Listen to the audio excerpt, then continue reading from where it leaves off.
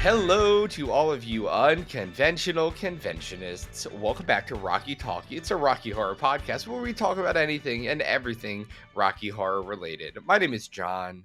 And I'm Aaron.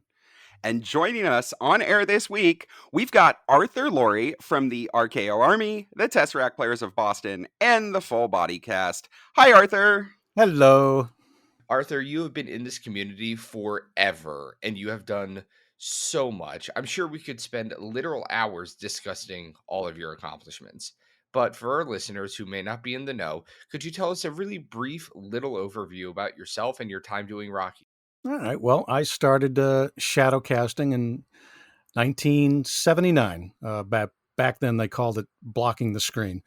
And since then, I've just been bouncing up and down, the East Coast, mostly in New England.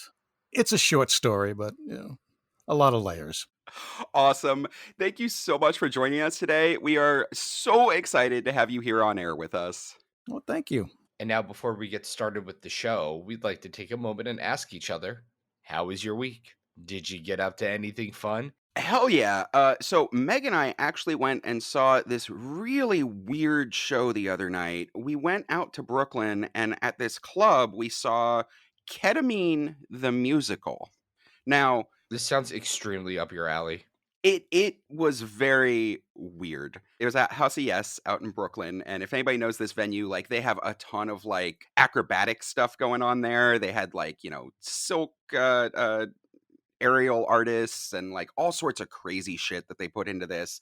There was a bathtub in the middle of the venue that a lucky raffle winner and her partner got to sit in for the entire second half of the show and take a bubble bath. It was really weird. There was a number where a bunch of people did cupcakes, like dancing cupcakes on stage. It was very brownie reminiscent from Reefer Madness. This was just a really fucking weird show. There was like a whole social media segment where you were like checking your Instagram and sending messages. It was really fucking weird, but it was also really, really good. Meg and I came back and like we literally sat up for hours talking about this stupid show. So yeah, if you're in New York, definitely go check out that show. It's fucking weird as shit. Yeah, I don't think I will. Arthur, what'd you get up to this week? How am I supposed to top that? My God. my Top dog. me. Oh. Well, my dog took a dump on another dog's head. Amazing. Yeah, you topped it easily. Yeah, Wow. that was about it. Went to work, went home, ate dinner. We're supposed to be closing on a house by the end of the month, so I'm working on the ulcer to end all ulcers. But that's about it. I think the dog pretty much tops everything else I would have or could have done this week. I would agree Nice. with What you about there. you, John? Not today. This past week, I recently closed in on 4 different shows that I'm going to be seeing within the next month. I'm seeing Hadestown on the 20th of April. I'm seeing Moulin Rouge on the 4th of May. I'm seeing Beetlejuice on the 11th of May. And then I'm seeing Hadestown again on the 12th of May. Somebody stop me. I have a problem. This is a call for help. Burning through that tax refund, eh? What tax refund? I owe $200. Sounds about right. That's me. All right, y'all. Now that that's out of the way, let's dive into our first segment. This is Global News. All right, guys, bear with me. Usually, we wouldn't do a segment on professional wrestling. Usually, the world of The Undertaker and Hulk Hogan has little overlap with the world of Richard O'Brien and Tim Curry.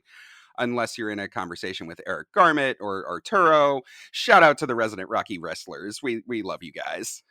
Usually, our two worlds don't collide, but when the glitz and glam of the AEW, All Elite Wrestling, comes knocking and throws down the gauntlet, we are left with little choice but to take up the mantle and return fire.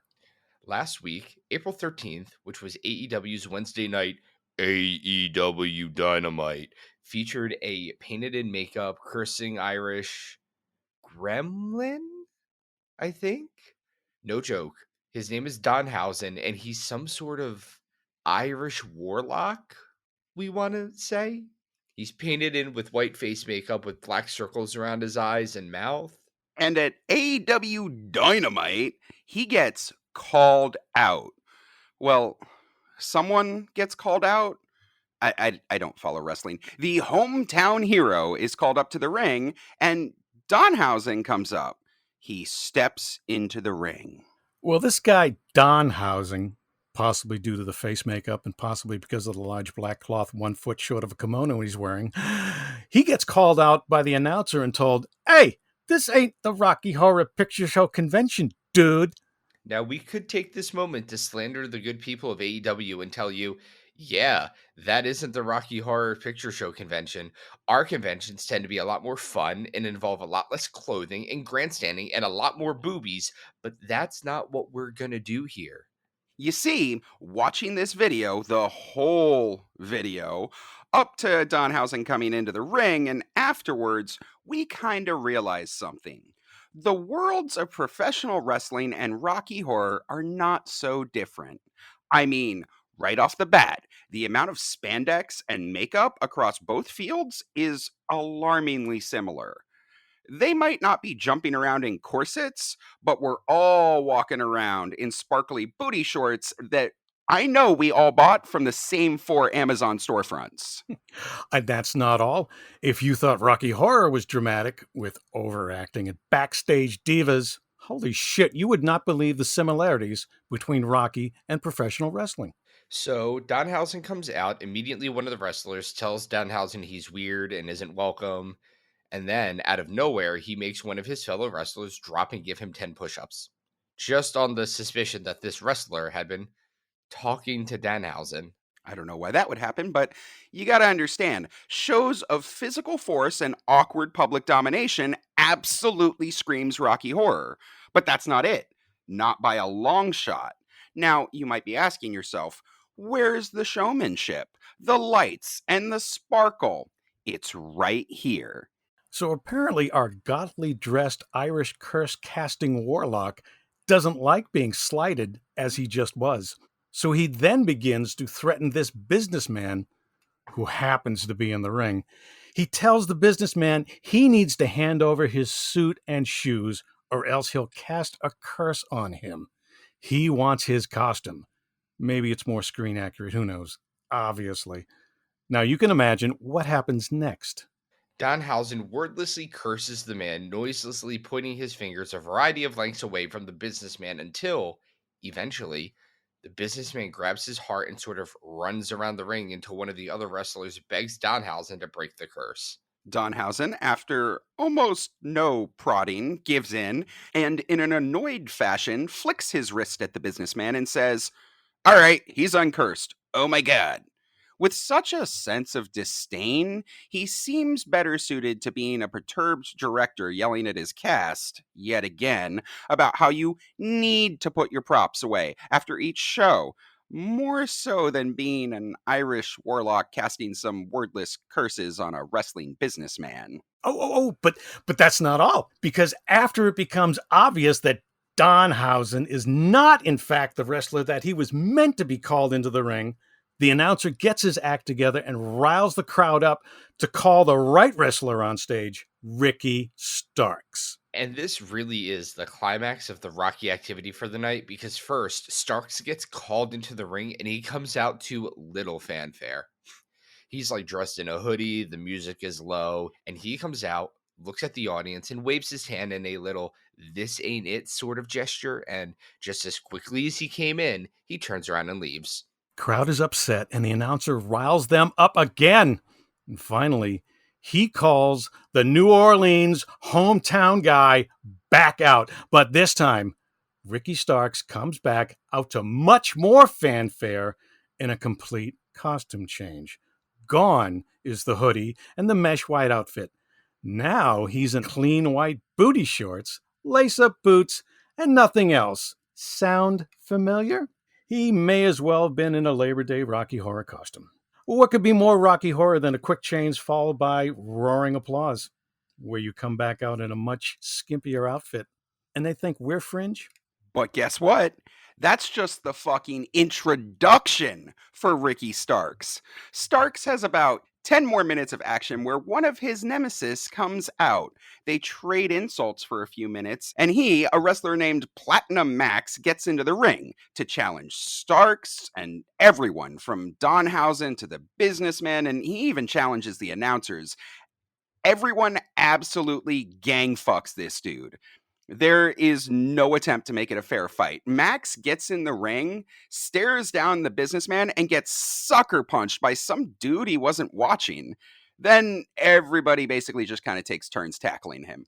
Not only did I get totally sucked in watching the backstabbery, glitz, and glamour of it all, my no-no bits even got a little tingly at times. That is the most Jacob thing I've ever fucking read. Right? Oh, oh. I could see a con group of Rocky people accidentally stumbling into an event like this and not even realizing that they had gotten lost and wandered into the wrong room. I think we would just go with this new zany cast of Rocky characters we had never heard about. Oh shit, Maximus fucked your girl and now the Crushinator is gonna bring him to Pain Town? Fuck. So that's that. Next time Sunday Night Raw passes by your TV, maybe don't change the channel. Maybe see what they have to offer. Watch the next John Cena movie. Tackle someone for bedroom scene. Live a little. And speaking of tackling each other in the bedroom, it's time for some... Community news. I don't know if you heard that, but I farted. Yes, we did. Yeah, Cool. excellent work. Yeah. And first up in community news, the Con Gods, aka Fred Moreau, probably, graced us this week with even more con submission announcements. Participants are now able to start putting in applications for Rocky's Got Talent and Drag Race, as well as all those super sweet cast pre-shows. Those of you who have attended cons know that the talent show is one of the main entertainment staples. This is where all the singers, burlesque dancers, sideshow artists, drag performers, and the like come together to entertain us with their mad skills. This year is going to be a little different. All those acts and more are invited to submit acts for the con's variety show, featuring basically everything but drag, it sounds like. The reason being is that we've got so many wonderfully talented drag performers in our community, it probably just made sense to give them all their own space with their first ever RKO drag race. I'm here for this. Submission requirements for both are pretty straightforward and essentially the same. Audition videos for both shows need to be turned in by June 15th, 2022. And yes, videos are strongly encouraged as part of these submissions. RKO makes it clear that priority billing will be given to those with video auditions. Our convention masters realize that not everyone will have a perfectly polished video of their act, but everyone should be turning in something that's fairly demonstrative of their routine. If this isn't possible for you, you should still feel free to turn in an audio file, especially if you're a singer, musician, stand-up comic, something like that. But again, they're preferring videos for these auditions. Please make sure your talent show acts are tight like a tiger. Yes, you look like a macho man. Village people. Okay, Dutchman, don't play the laughing man. There's only two things in this world that I can't stand. People who are intolerant of other people's cultures and the Dutch. What? Take the fascia away! Dutch hater. 5 minutes or less so that RKO can include as many people as possible. God damn it, Sean. The submission forms also include a bunch of logistical information like what name you'll want to use for billing, what sorts of tech accommodations that you'll be needing for your act. So make sure to have all of that info ready to go too. Oh boy, are we all back now? Are we with us now? Okay. As far as the pre-shows go, each cast is allowed to submit up to one video pre-show and one live pre-show application. Submission deadline for all these events is June 15th. And although your cast's live performance does not need to be completely finalized and ready to go by then, that's the cutoff date for turning in all the materials you'll be using. Guys, keep in mind that while this all seems like forever away, it's going to be May. We've got about 7 weeks before all of this needs to be turned in. So if you want to get audition materials submitted, it's time to start working on them now. All that I do is not enough for you. Don't want to lose it, but I'm not like that. And finally, Yeah, we've seen all your acts. Just like the wrestling community, our people are extra. All our shit is high concept, ultra choreographed, highly edited, and tailored specifically for flopping our dicks on the table. That kind of entertainment takes time. So get that ball rolling soon, people. Just like your mom, we nag you because we love you and we want your shit to do well. speak for yourself. I want them to crash and burn. It's funnier if they do. Yeah. We can't wait to watch all of your shenanigans on stage and off stage and get to cheer your talented asses on. We really just want to see as much of it as possible. Your ass. Arthur is talking about we want to see as much of your ass as possible. Hopefully that was clear. Well, Arthur, John and I talked about this with Phil DeJean last week when the casting call went up for Rocky, Shocky, Dr. Horrible, Repo, and Hedwig, but we'd love to ask you too.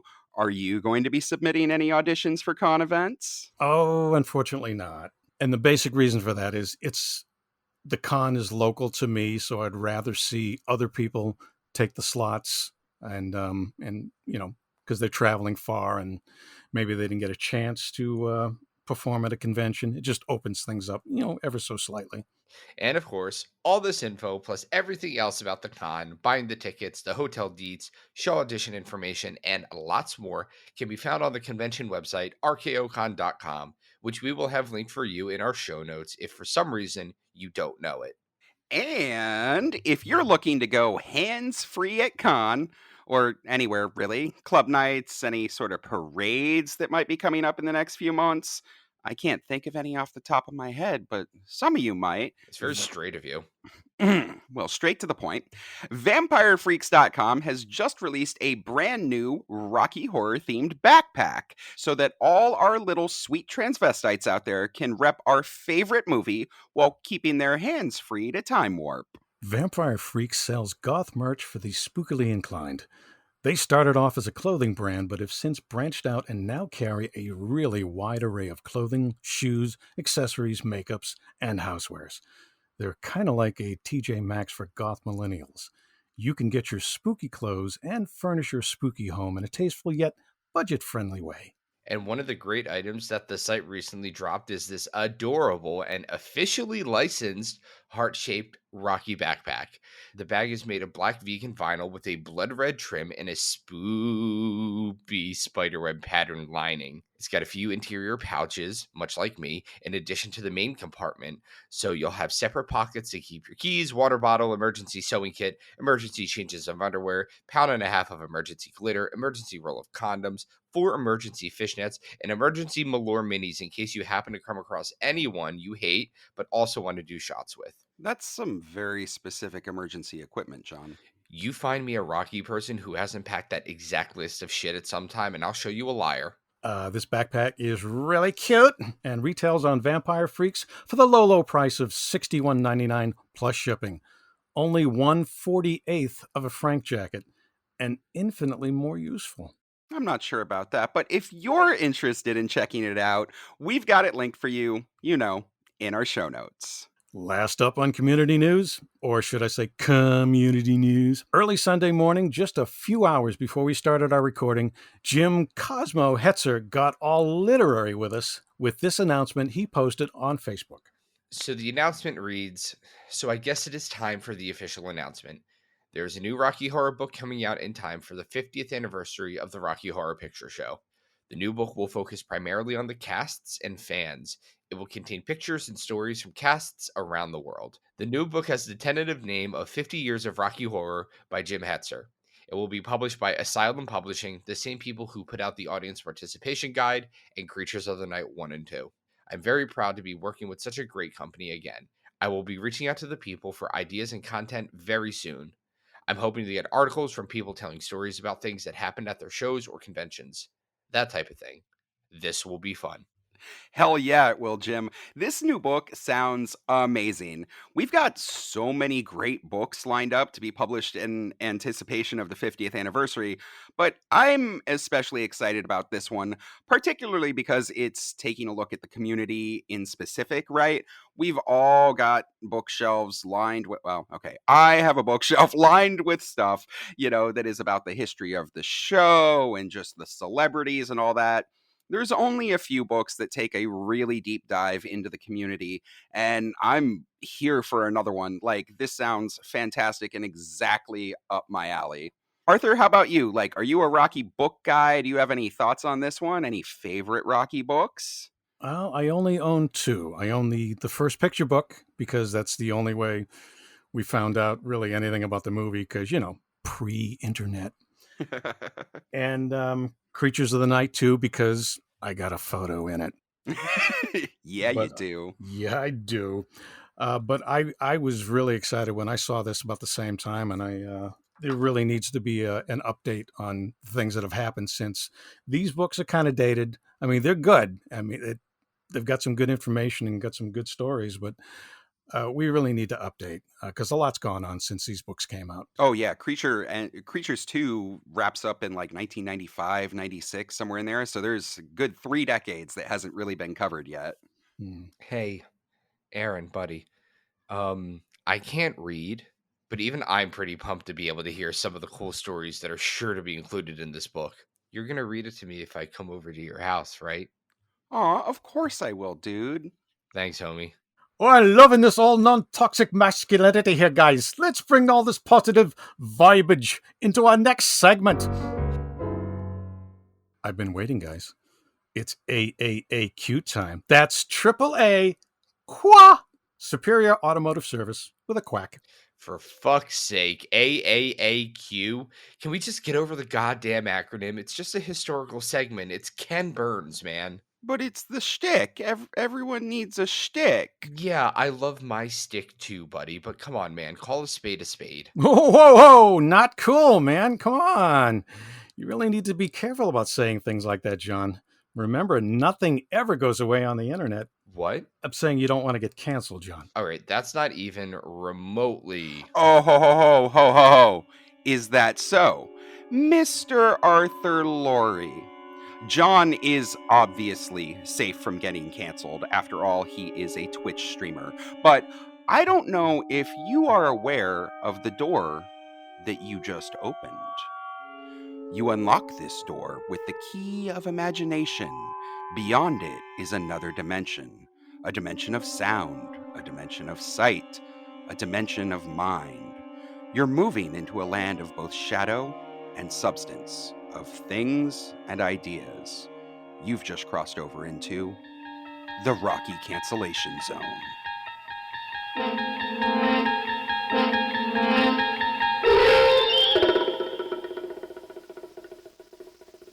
I thought you guys might like to know about Rocky, back in the day, like before everybody kind of.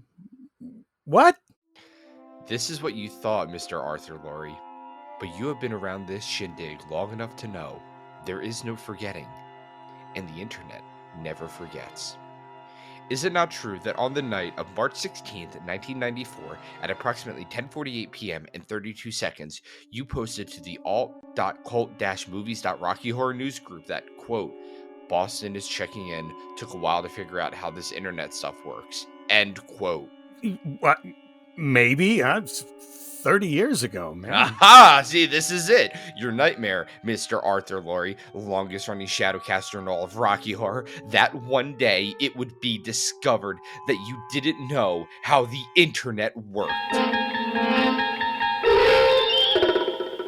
It was 1994. Were you even born in 1994? I'm so sorry, Arthur. What John means to say is that I say, aha! And yes, I was 2. what John means to say. So you originally started going to Rocky in 1979. You have literally seen the entire evolution of the community. I have one question that I've been trying to get an answer for at this point, like years now, and I'm hoping that maybe you can shed some light on it. So long before the internet, long before 1994, way back when it all began, Rocky was just a collection of people going to a movie and having a good time. We know vaguely how that transformed in New York to become the shadowcasting phenomenon, but what was it really like? You saw it all over the country. How did Rocky become what it is today? When you first went to see Rocky, they were just foreshadowing the whole Shadowcast thing, right? Yeah, pretty much. It was just a bunch of kids. I was a kid back in 79. We were going to this movie. We were dressing up just because you saw somebody else dress up, and then you dressed up, and then other people saw you dressed up, and then you had a whole cadre of people dressing up, and then they jump on stage, they do a scene, then somebody else would jump on stage and do a scene, and then week after week you'd all start doing scenes and it would just stretch out and stretch out, and finally you had a cast and suddenly you were doing the whole movie. It was a little weird, but best part about it was I was just some skinny white kid from the suburbs. I didn't know nothing from nothing, but nobody cared. It was, you're part of us now. You're in the collective. We're going to hug you with this great collective embrace. And it's just really cool people that I thought would never be my friends on a normal day. And it was just a cool vibe. But answer me this, Mr. Arthur Laurie. You keep saying my name. Yeah, you like it, don't you, bitch? When did people really start to perform Rocky as a Shadowcast? Is it not true that on January 23rd, 1997, you posted on the alt.coat/movies.rocky horror news group that, quote, those of us who remember still talk about the 1980 bus trip the Exeter Street cast took to New York for the day. Of course, the trouble we got into during the day collectively made seeing the show somewhat anticlimactic. I'm going to leave some stuff out here because 1997 Arthur is a verbose guy, but quote, however, some did have to explain to me why some big hairy guy jumped in and started doing Janet though, winky face. How is that possible that you could not identify Mr. Sal Piro, who wrote Creatures of the Night, Aaron's literal holy Bible? You were there before the Great Prophet, and you had no idea. Was New York not yet shadowcasting then? When did it start? Why did you use a wiki face? What did you see? And what, by the way, happened on that bus trip in 1980? I knew who Sal was. The winky face was just, hey, who's that hairy guy jumping his jet? That we know it was Sal. We know that. So that was an attempt to be funny because I'm legitimately one of the funniest people you know. Proof. You see that, but the bus trip was poorly planned. But we got there.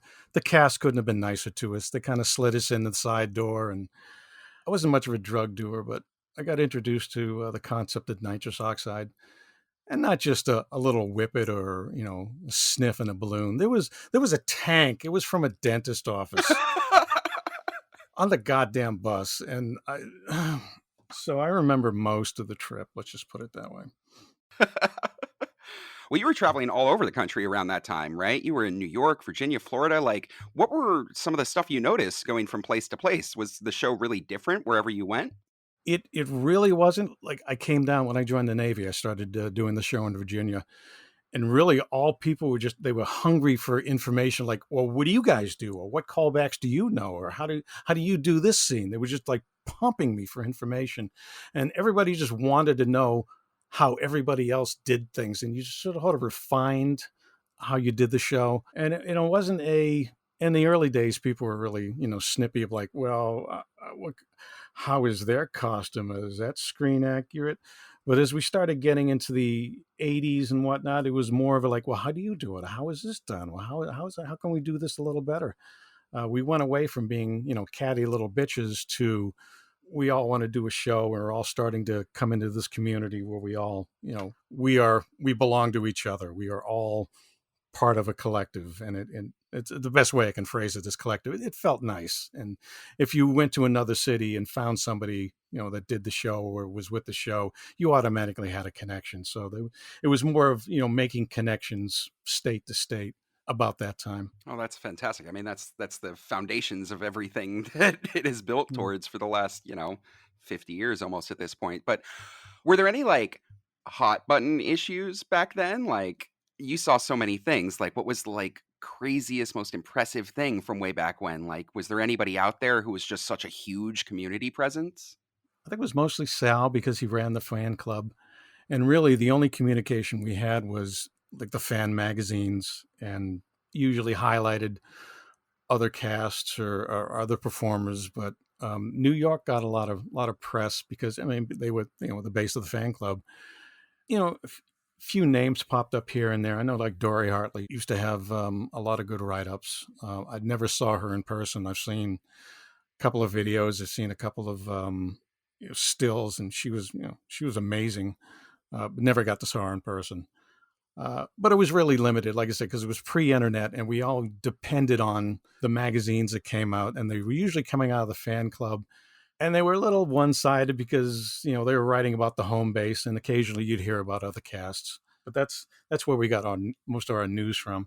Listen, Arthur, you're not making this whole Rocky cancellation zone thing easy.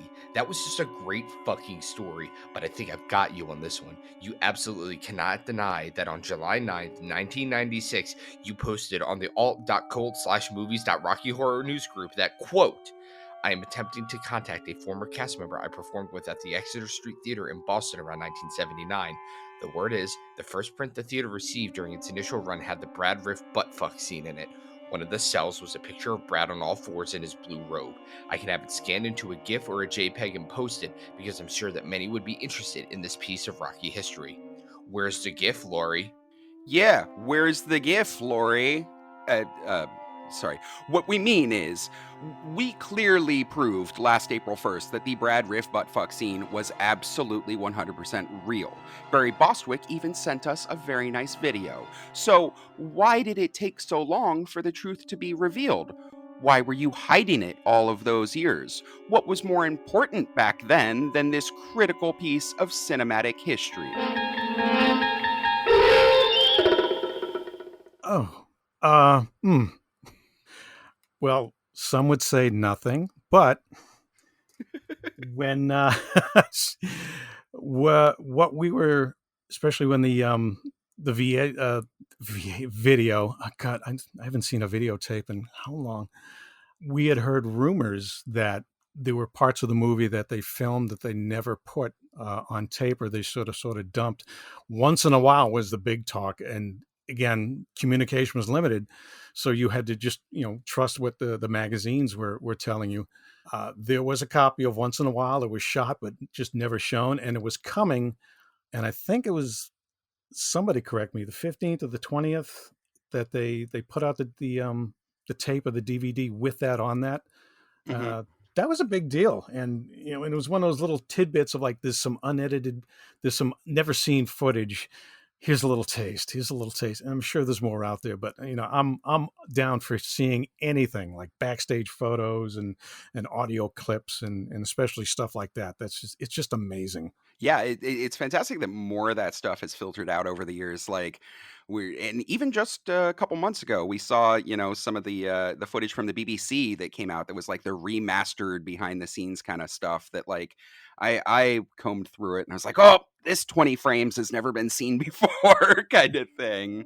Yeah, that's all nice, but the real question, and I've got you dead to rights on this one, tell us all about the Brad Riff Art Laurie buttfuck scene, as described in your post from July 12th, 1997, which reads, quote, a lesser known, but just as important scene. I hated every minute, by the way. End quote.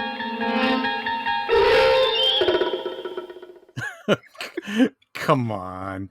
But anyway, there were a lot of clips that we hadn't seen that we wanted to have included in the anniversary issues, like the 15th and 20th. And Once in a While was great. And we got that. And as soon as that came out, we started started doing that if we could get it put on tape, get it projected. So that was a lot of fun, and added like a nice little spice to our casting. Well, that's all good for the 80s and 90s, but as we moved into a new millennium, I have it on good authority, and by that I mean your own words, that the community was transforming into something else. Did you not write on November 19th, 1999 that you, quote, plan on showing my penis for a pre-show? Not sure what song I'll use though. End quote. I'm so sorry, Arthur. John is taking this a little too far. No, I'll talk about my penis. Please. No, but John raises a good point. Yeah, raise this dick. Hello. Yes. Oh, so okay. When did you see the community start branching out? Like, what was the spark that started everybody adding on to the show, doing these pre-shows and like starting to shadowcast other things? Like, we all know the movies we're doing now, right? Like, RKO's gonna be doing all of them, but I'm sure there was a lot of talk about what was the next big Rocky. Like, what were those conversations like? Well, again, it was tough when we first started doing the movie. This was a typical, like, say, Saturday night. You know, we get in the theater, and at midnight we would play Roxy soundtrack, and we would perform the entire Roxy soundtrack. Take a break. They would play the two Tim Curry videos. I do The Rock and Paradise Garage, and then they would dig into the movie. And so we wouldn't be out of the theater till like 3:30. And that was, you know, every Friday and Saturday for a couple of years. But I'm not sure who started the let's do something different, which was, you know, forbidden for most casting directors. This is what we do. This is what everybody does, and we're not going to change it. No, go get dressed. Um, but we started doing, and I'm sure a lot of the cast did, started doing sort of theme things, sort of like later in the 80s and the 90s. We did a NWO Rocky. We were all dressed up as, you know, wrestlers. I think I was Hulk Hogan, and we actually pulled out a, you know, 4-post strings and a wrestling mat and had a grand challenge for the belt. So that was a lot of fun. For our fourth anniversary, I think it was a third or fourth anniversary. I don't know. I guess there's a post detailing it. Let's take a look. We did the entire pre-show, basically most of the movie live, and we had a live band. It was us, and we had, you know, we mic'd everybody up, and we did probably about 6 or 7 songs live on the stage. Now, I was bouncing up and down between the balcony because some parts I played the drums for, then I'd come down, you know, and sing. So I remember singing. I did Damn It Janet live, myself and a young lady named Karen, who's Janet. We did the floor show live, which a lot of mic handing off, and took a little stage acrobatics to get that right. But that was a blast. And the only unfortunate thing is from years ago that somebody took a video, and that somebody, we don't know who it is, stuck it somewhere, and it ended up someplace, and we'll probably never see it again. But that was a nice night, and people just got bored with the same old thing. And over the years, they started just sort of adding their own flavor to it. And I don't know where it started, but that was sort of the precipice. All old things are new again. Yeah. Well, shit. I think I have to step up the game. Oh God. You're not getting Rocky canceled for any of those stories. Let's just wrap this up, shall we? This one is ironclad. On December 30th, 2000, seriously, Arthur? Just 6 days after the day before Jesus Christ was born, on that most holy of days, you wrote, and this is a direct quote, "What exactly are the criteria for judging a cum drinking video out of a possible 100? And I think that's all the time we have today. I really want to thank Aaron, Meg. Please, someone, Maestro, play me out. Help me.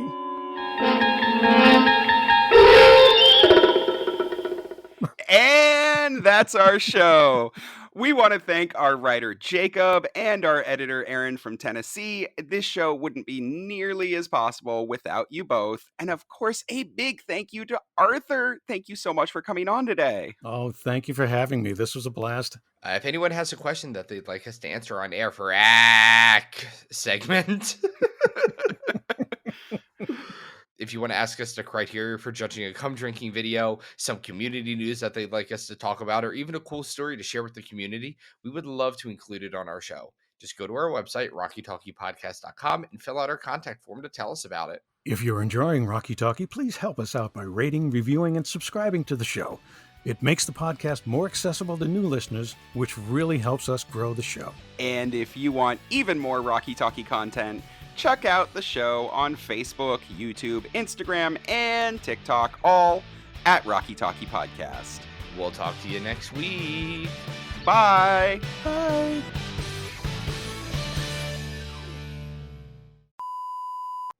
Okay, so 50 points for cum, 30 points for Sweet the Jesus. penis. So are we talking like cum drinking is just like, are we talking like somebody ejaculating onto someone's face drinking, or are we talking literal like cum in a vial drinking it? No, I think it's just it's from point A to point B. There's no vessel in between.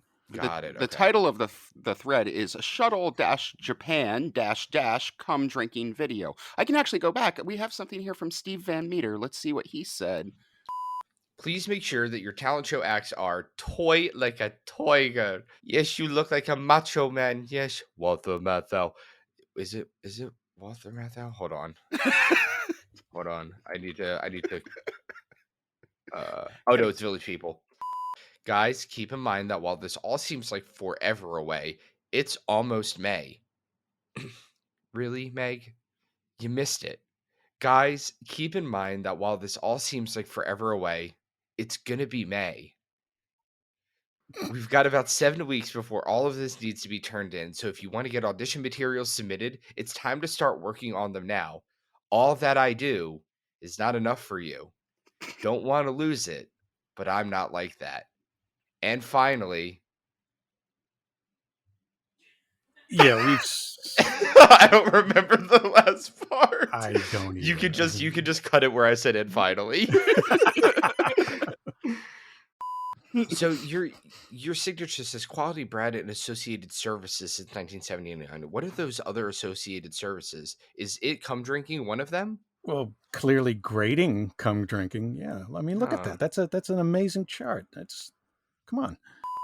Oh, I'm loving all this non-toxic masculinity here, guys. Let's bring all this positive vibe age into our next segment. Oh, is that what that's supposed to be? Vibe age. Fine. Oh, I'm loving this all non-toxic masculinity here, guys. Let's bring all this positive vibage into our next segment. That was the worst. Yeah. We're keeping oh my god. All right. I don't know. I thought it was French. Are you still available on your AIM Yahoo Live Journal as 17? I'm gonna hop on AIM right now. Oh, sweet Jesus. It doesn't exist anymore. ICQ. Holy crap, that's still in there. I like the tag though. Arthur, what was your AIM away message? I didn't have one. Seriously, no. He was always on, folks. Always on. Size doesn't matter. What matters is how big it is. That's a tag. That is a tag.